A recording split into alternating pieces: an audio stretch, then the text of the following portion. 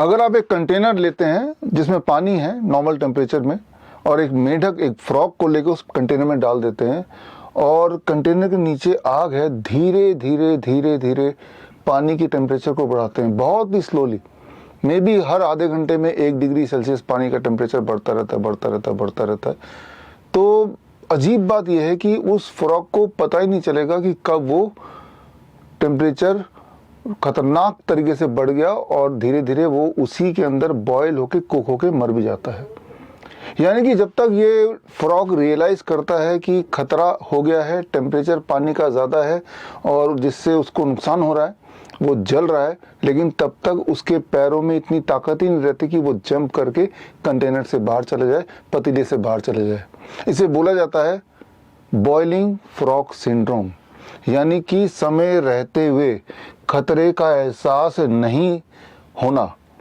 लेकिन ये सिर्फ लिमिटेड फ्रॉग तक ही नहीं है, इंसान में भी यही सिंड्रोम देखा जाता है, देखा गया है। मैं बात कर रहा हूँ हमारे हिम्स हॉस्पिटल की। हिम्स हॉस्पिटल डेराबस्सी है या जयपुर है या जोधपुर है या जालंधर है या हिम्स प्रीमियर हॉस्पिटल गुड़गांव, यहाँ पे जब पेशेंट आते हैं, अधिकतर पेशेंट अबाउट 70 to 90% पेशेंट आते हैं जो क्रॉनिक किडनी पेशेंट होते हैं, जो ऑलरेडी डायलिसिस पे चल रहे होते हैं, एंड स्टेज, जिनको डॉक्टर ने बोल दिया अब आपको किडनी ट्रांसप्लांट कराना पड़ेगा, उसके अलावा कोई तरीका नहीं है। लेकिन यहाँ तक पहुँचे कैसे? क्या एक दिन में अचानक पहुँच गए? उन सब कि जब मैं मेडिकल हिस्ट्री देखता हूं, पिछले कुछ साल का रिकॉर्ड जब मैं देखता हूं, तो एक ही चीज़ पाता हूं कि पास्ट में ये सारे लोग सिंपल हेल्दी लोग थे, थोड़ी बहुत डायबिटीज़ की दवाइयां या बीपी की गोलियां या थायराइड के मेडिसिन लेते थे, और धीरे धीरे धीरे धीरे उनकी दवाइयां बढ़ती गई, बढ़ती गई, बढ़ती गई। उन्हें एहसास ही नहीं हुआ कि बढ़ते बढ़ते एक ऐसा समय आया जब वो एकदम से अचानक उनका किडनी फेलियर हो गया और उनको डायलिसिस पे जाना पड़ा, एंड देन वो उसके बाद हमारे पास आए। ऐसे पेशेंट्स को हम 10 से 15 दिन रखते हैं, उनको hot water immersion, head down tilt, हमारे जो प्रोटोकॉल फॉलो कराते हैं, और उसके बाद उनको कुछ ट्रेनिंग देते हैं, और ट्रेनिंग के बाद वही ट्रेनिंग वो घर पे फॉलो करते हैं। 3-4 महीने लगते हैं पूरी तरह से वापस डायलिसिस फ्री होने में या इस पूरे प्रॉब्लम से छुटकारा पाने में। लेकिन वहां तक पहुंचने से पहले ही जब ये वार्निंग चल रहा है, यानी कि आप में से वो लोग जो डायबिटीज़ की दवाइयों पे हैं, बीपी की दवाइयों पे हैं, थायराइड की गोलियां रोज़ खा रहे हैं, या कोलेस्ट्रॉल की दवाई ले रहे हैं, या पेन किलर्स ले रहे हैं, या अर्थराइटिस जॉइंट के लिए कोई ना कोई मेडिसिन ले रहे हैं, तो यानी कि आप उसी फ्रॉग की तरह धीरे धीरे धीरे धीरे खतरे को ना समझ के आगे बढ़ते जा रहे हैं। एंड रिजल्ट क्या होना है? That is the kidney failure. And result क्या होना है? Tumorous growth. एंड रिजल्ट क्या होना है? A very very painful death. तो अब सवाल आता है कि कैसे हम दवाइयों से पीछा छुड़ाएं। तो वो बहुत ही आसान है। You can do that through a technique what I call as circadian triangle. तो अब आप सीखने वाले हैं a new technique, circadian triangle. Circadian rhythm एक बॉडी का रिदम है जिसको 2017 में नोबेल प्राइज मिल चुका है। तो it is a very well establish science. लेकिन इस साइंस का उपयोग करके क्या हम इस चक्रव्यूह से बाहर निकल सकते हैं? क्या हम दवाइयों से पीछे छुड़ा सकते हैं? Answer is yes. कितने समय में? लगभग 72 आवर्स में। अगर आप स्टेबल पेशेंट हैं, अगर कोई कैथेटर नहीं लगा, कोई फिस्टुला नहीं लगा, ऑलरेडी डायलिसिस पे नहीं है आप, कोई ट्यूमरस ग्रोथ ऑलरेडी नहीं हो चुकी है, सिर्फ आप नॉर्मल दवाइयां ले रहे हैं या इंसुलिन ले रहे हैं, उसी पे चल रहे हैं, for most of you it takes only 72 hours to come out of it. उसमें सिर्फ 7 चेक पॉइंट्स हैं। वो 7 चेक पॉइंट्स को अगर आप टिक करते हैं, उनको इम्प्लीमेंट करते हैं, then it should take just 72 hours. अभी से लेके अगले 72 आवर्स में आप इस फ्रॉग की तरह ना बैठे रह के जंप करके खतरे का एहसास देख के जंप करके बाहर आ सकते हैं, आज़ाद हो सकते हैं। तो समझते हैं वो कैसे। इसके लिए आप फोकस कीजिए। ये है सर्केडियन ट्रायंगल जो आप देख रहे हैं, और इसमें हम एक एक एंगल को लेते हैं। उसमें 3 एंगल है। उसमें सबसे पहले लेते हैं electrical balance. We are a electrical being. जो कार्डियक अरेस्ट होता है, जिससे डेथ होती है, that is a electrical failure. आपने अक्सर देखा पिछले दिनों, इन दिनों, कि लोग खड़े खड़े डांस करते करते बैठे बैठे अचानक उनकी डेथ हो जाती है। That is a electrical failure. आपने देखा फिल्मों में अक्सर देखा कि वो इस तरह की तरह इलेक्ट्रोड बॉडी में लगाते हैं और अचानक वो उड़ जाता है। That is A electrical recovery, right, current देते हैं, राइट। सो डिफिब्रिलेटर लगाते हैं, that is a electrical failure को रिवाइव करने के लिए।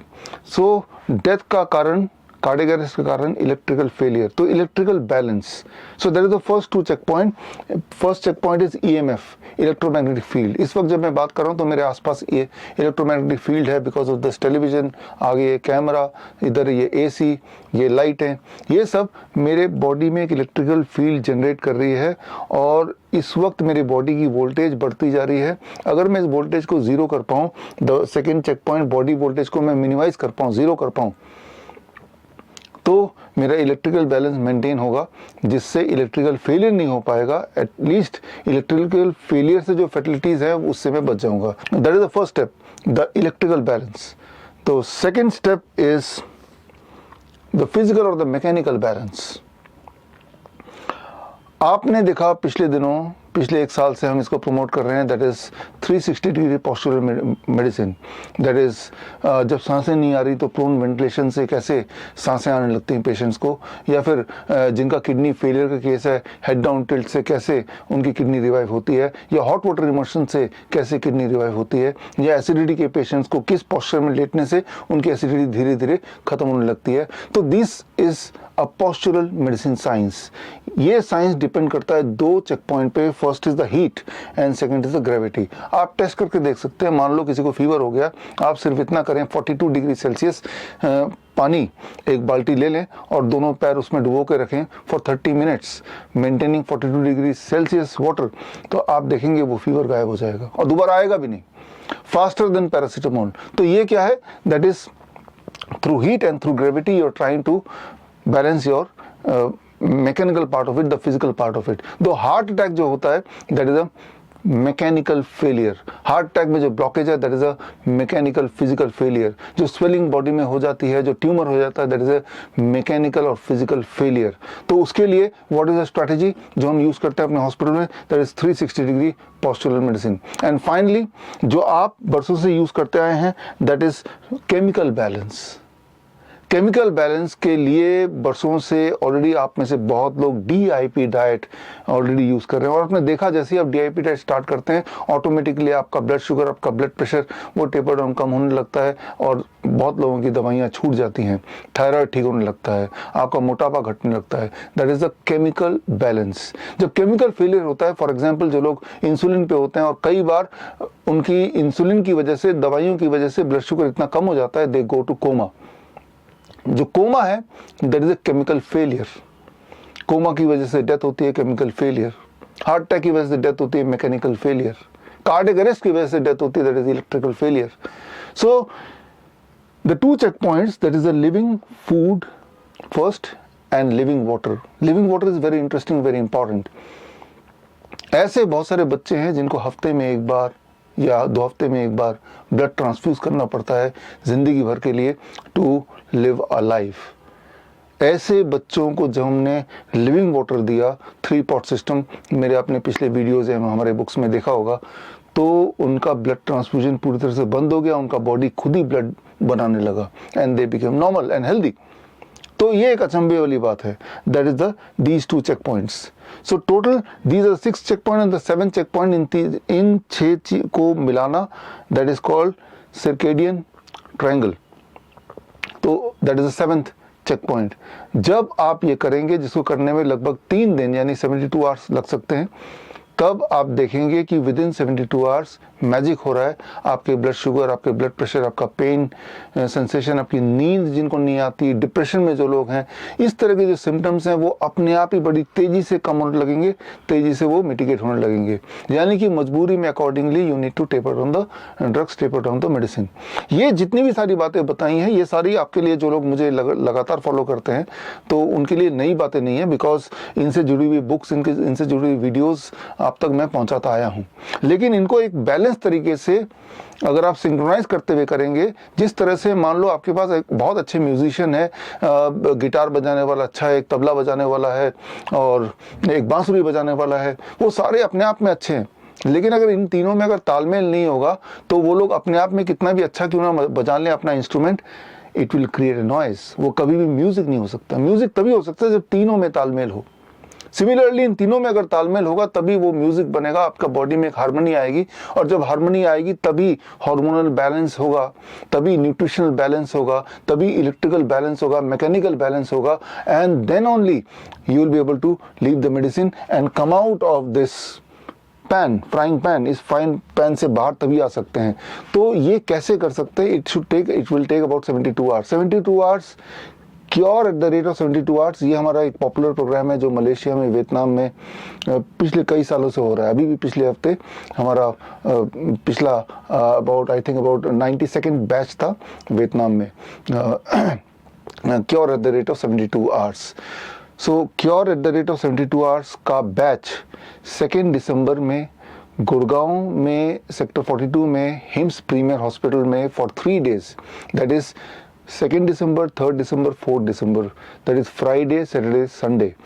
3 दिन आप हमारे साथ रहेंगे और 3 दिन में will try to achieve this for you. और ना केवल हम ये अचीव करने की कोशिश करेंगे बल्कि जाते वक्त आपके सिम्टम्स के हिसाब से एक किट आपको दे देंगे ताकि ये सारा कुछ घर जाके भी फॉलो कर पाएं, घर जाके दोबारा से उसी चक्रव्यूह में ना फंस जाए। तो इसके लिए आपको क्या करना पड़ेगा? फर्स्ट तो स्क्रीनिंग है, किन लोगों को फायदा होगा। उसके लिए bishrup.com/72 hours इस वाले लिंक में जाके आपको एक फॉर्म भरना है जिसमें आपकी मेडिकल कंडीशन क्या है, कौन कौन सी दवाइयाँ चल रही हैं, किस तरह के सिम्टम्स हैं, आपकी लाइफस्टाइल कैसी है, वो सारा कुछ आप भर देंगे। और उसको देख के हम ये समझने की कोशिश करेंगे क्या आप हमारे इस प्रोग्राम के लिए सुटेबल है, क्या 3 दिन में हम कोई लाभ दे पाएंगे आपको।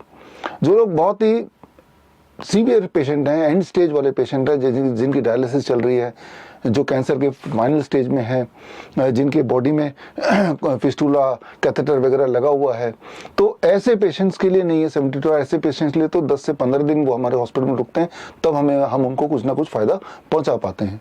लेकिन जो स्टेबल पेशेंट हैं, चाहे वो डायबिटीज़ टाइप 1 इंसुलिन पेशेंट हो या डायबिटीज़ टाइप 2 इंसुलिन वाले पेशेंट हो, चाहे वो थायराइड या बहुत मोटे पेशेंट है जो पतला होना चाहते हैं, तो इस तरह के जो स्टेबल पेशेंट हैं, those who are on medication but otherwise they are not on any kind of other जो इंटरवेंशन है जैसे ब्लड ट्रांसफ्यूजन वगैरह। थैलेसीमिया के पेशेंट भी चल जाएंगे कि 3 दिन में उनको हम समझा देंगे, सिखा देंगे किस तरह से आप करें ताकि आपका बॉडी खुद ही ब्लड बनाने लगे।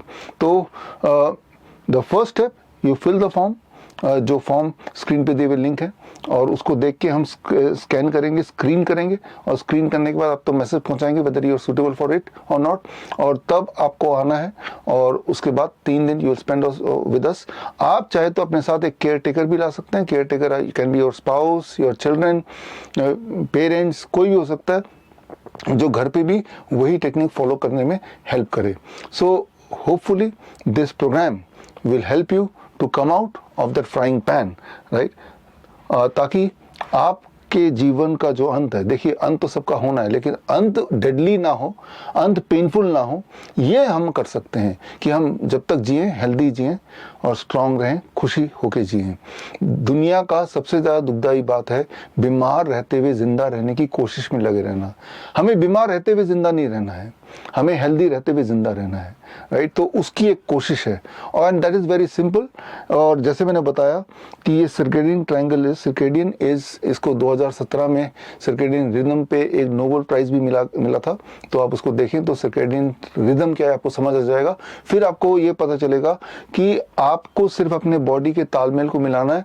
आप एक ऑर्केस्ट्रा के डायरेक्टर की तरह हैं कि आपके पास ऑर्गन्स बहुत सारे हैं, इंस्ट्रूमेंट्स बहुत सारे हैं, और वो सारे इंस्ट्रूमेंट आपस में तालमेल कैसे मिलाएं, और उससे पहले वो सारे इंस्ट्रूमेंट अपने आप में कैसे ठीक से बजें।